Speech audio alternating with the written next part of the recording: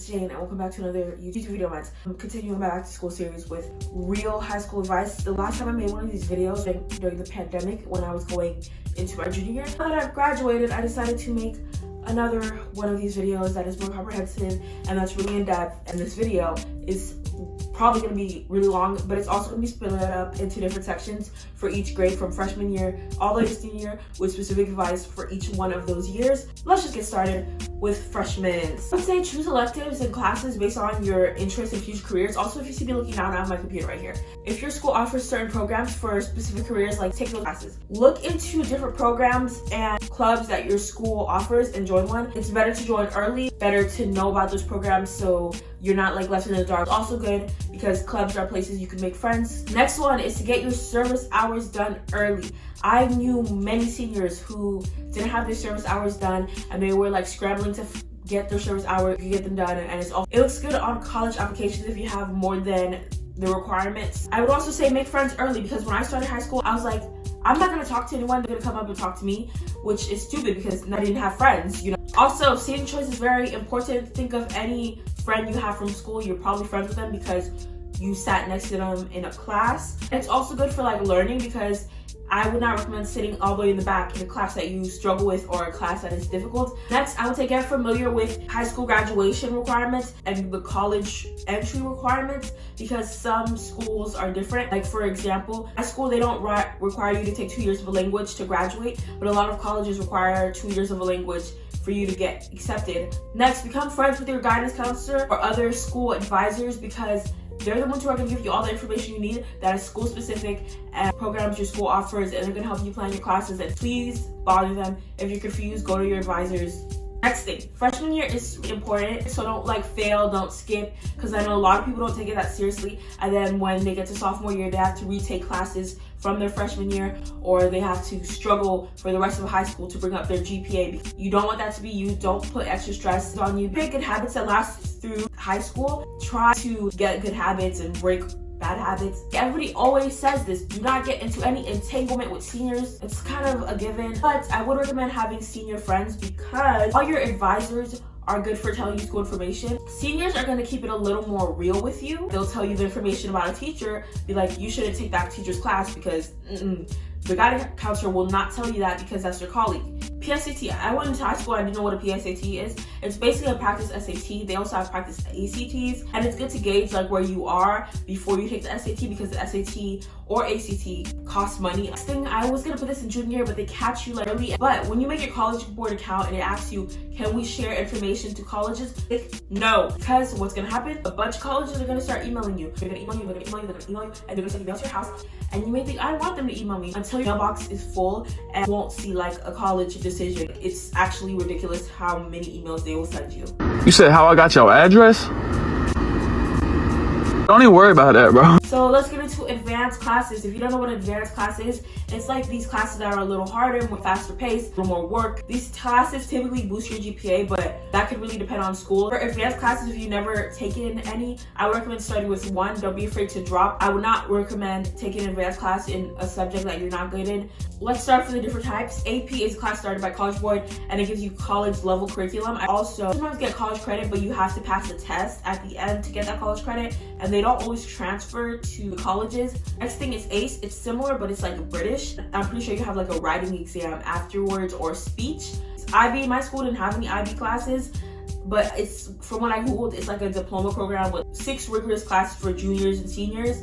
And my favorite one, dual enrollment. Dual enrollment is my favorite because it's more guaranteed college credit because you're basically a college student kind of, but it's like you're taking the college classes. So you, in your high school, instead of taking English 3, you'll take ENC 1101. Next thing is early admission, which is similar to dual enrollment. I decided to voice this over, but early admission is basically you're taking a full schedule of college classes, no high school classes, just college classes. I know some people who did this and they graduated high school with an associate's honors. In my opinion, these are the easiest ones. They're like faster paced and a little more work and tests, but those are all the advanced classes. Next, I would say listen to music or do something that calms you down before school. School is very stressful. Lockers. My school did not have any lockers, but if your school does have lockers, I'm pretty sure you're not gonna use it because the time you have to get from one class to another, considering traffic, you're just not gonna have enough time. Try to make a friend in every class and every lunch, because if you're confused about something, then you have that friend you could text or call. Also good because you have your little buddy in class, so it's a little more fun. Let's talk about drama. I would recommend you stay out of it, but in the case that you do, sometimes you and people are gonna drift apart. Sometimes you're not always gonna be friends with people.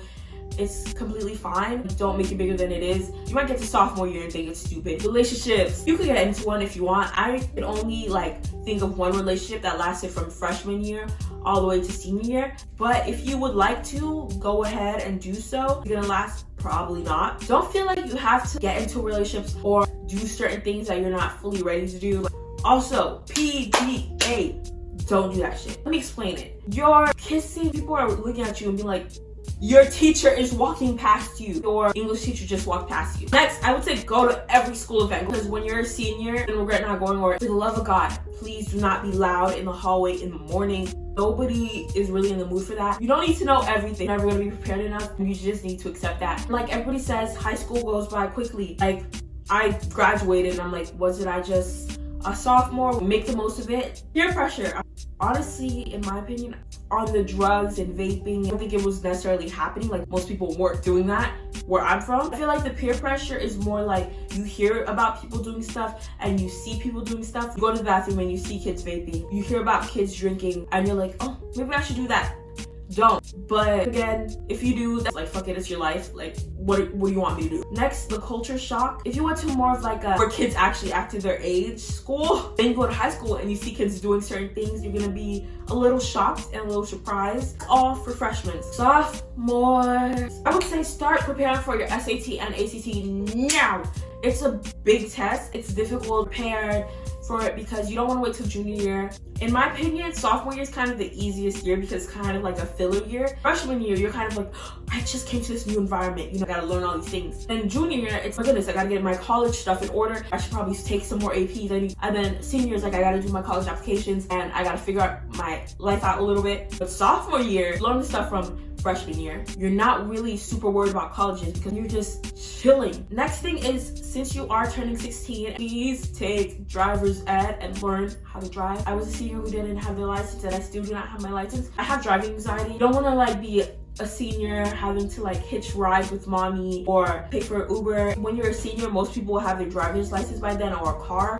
They'll just be like more spontaneous because they can drive. It's gonna be difficult for you to go with them because it's gonna be a little more challenging because you have to figure out like the car situation. Focus on the classes that you struggle with. Like I'm not the best at math, so I would just be like, I'm not gonna focus on math. Like that was stupid. Focus on the classes you struggle with. I would say if you want to get a job, you could get a job, but make sure you are able to balance school and a job because it is another thing to add. And also, like if you get a job, save your money. And I would also say take the PSAT again, take it all 3 times. Also, if you can, run for like an officer position at your school. If you don't get an officer position, start a club. Next, I would say build good study habits. Since you are studying for the SAT, this is a perfect time for you to build a good study habit. Get serious about your classes. Apply for scholarships and things like that. Even if you want to, also apply for like an internship. Learn how to do a skill. Junior year, in my opinion, this is the most difficult year ever. I'm sorry, it is.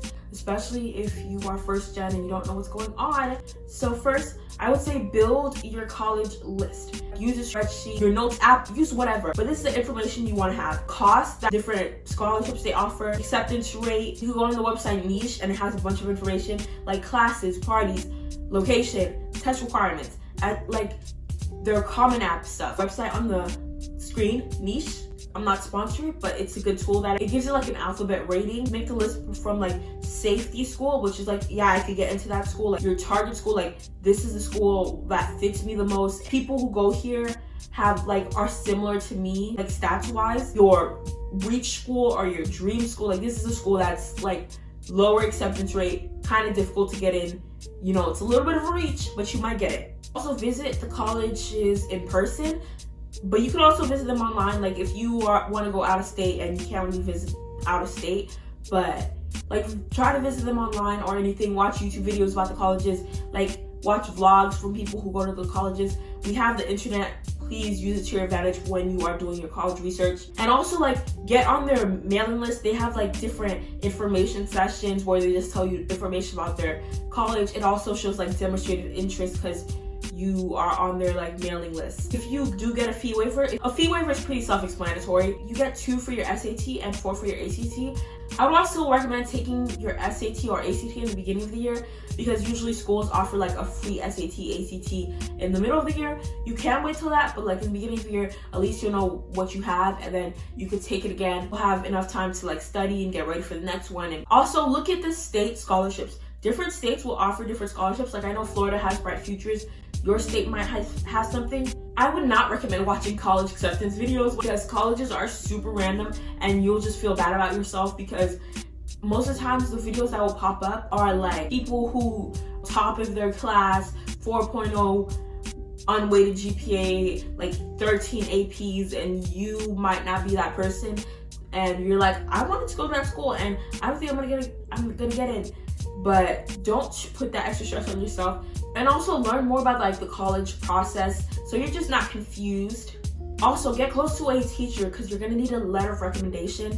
You kind of want to have a teacher who knows you and can like vouch for you. Like, that's my student. My student's great. They submit their assignments on time. They do this, they do that. Next, if you want to do a lot of the senior events, start saving money up because they will make you spend. Nobody told me how expensive senior year is. Like there's prom, there's homecoming, there's senior trips, there's graduation, there's cap and gown, there's senior pictures, there's the yearbook, there's senior quotes, there's college applications, there's the college deposit, there's class rings, and there's more stuff that I didn't even list.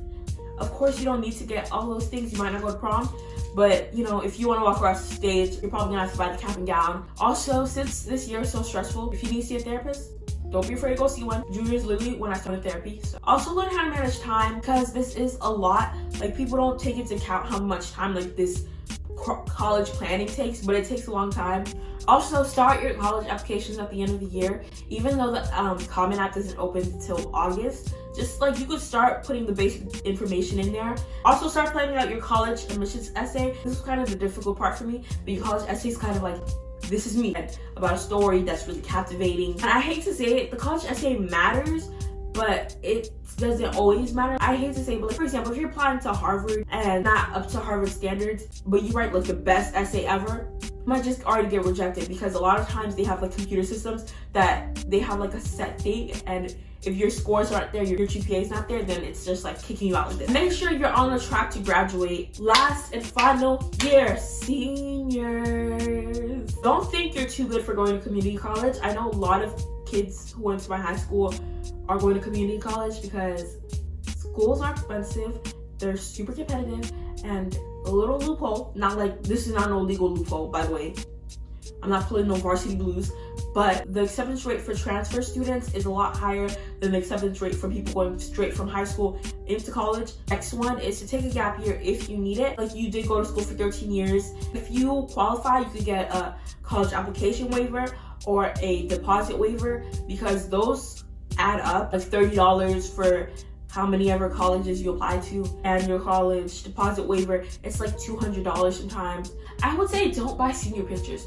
Like if you could get one of them, but don't buy like all of them, they're super expensive. To buy the yearbook, I recommend that more. Next things, FAFSA, apply early. It also is kind of difficult. You know, it's kind of difficile. In my head, I'm like, you're the government, you should know this. Like my parents file taxes.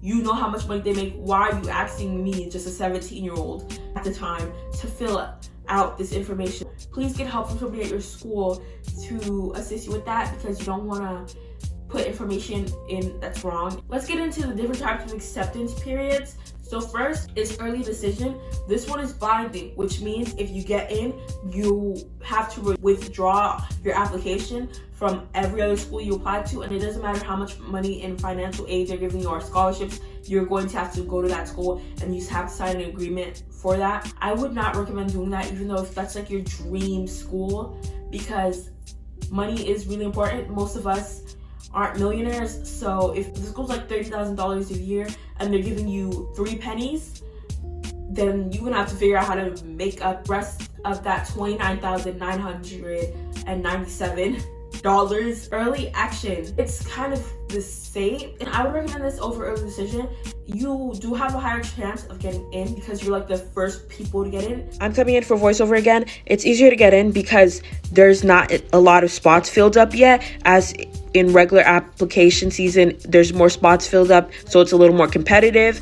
Also, it's not binding, so if they don't give you that much in financial aid, you won't be worried that, oh my goodness, I didn't get that much in financial aid. Regular decisions, last deadline, and this is when it's harder to get in because you're fighting against everyone. I would just say finish your applications early. For letter recommendations, you go to that teacher that you should have made a relationship with in junior year, and you have to ask them for a letter recommendation 1 month in advance. Even if a school doesn't require you to have a letter recommendation, I would also just recommend putting it in there. It just looks good to have somebody vouch for you and be like, this is my student, they're super good. And then when you're done with your college applications, please chill out. You've been working hard for years. Just take a breather, try to rest. I'm not saying like senior year is a walk in the park, because it's not really, and that senioritis will hit you, especially when it hits May. And then when you get like your college decisions and you decide what school you want to go to, like plan for college and all of that, like the college specific thing, if you're living in a dorm, all those other things. Speaking of dorms, apply for dorms early. Like as soon as I'm going to the school, apply for dorms, because you don't want to be in a predicament where like you don't know if you're getting housing or you get like the worst housing on campus. Next, apply for the scholarships your college offers. And finally, go to all your senior events. Go enjoy yourself. It's your last year. Have fun. And that is all. Make sure you subscribe for more school content. Like the video so this message goes out to more people. And follow me on all my social media. It will be linked right here and down below. Thank you for watching. I'm Maudie.